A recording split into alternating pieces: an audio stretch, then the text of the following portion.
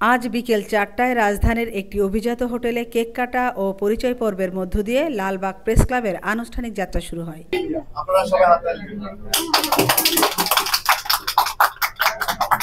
এতে লালবাগ থানা প্রেস ক্লাবের সভাপতি শেখ আনোয়ার ও এইচ.এম. সুমনকে সাধারণ সম্পাদক করে আনুষ্ঠানিকভাবে কমিটি ঘোষণা করেন। উদ্বোধনী অনুষ্ঠানে বক্তারা বলেন, এখন আমরা আজকের এই নতুন যাত্রা উপলক্ষে লালবাগ প্রেস ক্লাবের যাত্রা উপলক্ষে আমরা একটি কেক আমরা আপনাদের সকলের উপস্থিতিতে আমরা এই কেকটি আমরা কাটবো আপনাদের সবাই উপস্থিতিতে, এবং কেক কাটার মধ্য দিয়ে আমাদের আজকের এই যে লালবাগ প্রেস ক্লাবের যাত্রা শুরু হবে। আমরা লালবাগ থানাকে সত্যের সন্ধানে সত্যের কথা লিখে আমরা সামনের দিকে এগিয়ে নিয়ে যাব। আমি খুবই আনন্দিত। লালবাগ থানা প্রেস ক্লাবে আমাকে একজন আপনাদের সহযোগিতা হিসাবে আমাকে দিয়েছেন, এজন্য আমি সবাইকে ধন্যবাদ জ্ঞাপন করছি।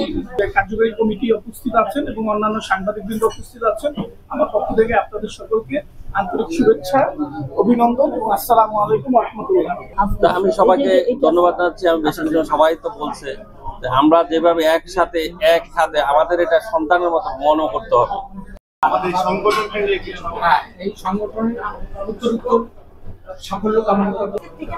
এটা এশিয়া মহাদেশের জন্মলগ্ন থেকেই এখন সেখানে যে প্রেস ক্লাব তৈরি করা হচ্ছে বা হলো আজকে, এটা হয়তো আমার মনে হয় বিরাট ভূমিকা রাখবে ঢাকার জন্য।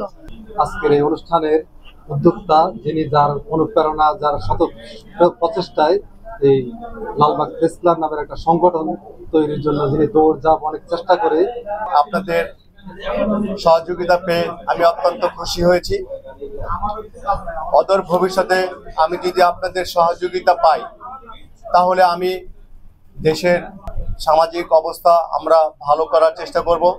আমাদের সমাজের মধ্যে আপনারা ভালো করে জানেন অনেক অনৈতিক দুর্নীতি কাজ শুরু হয়েছে।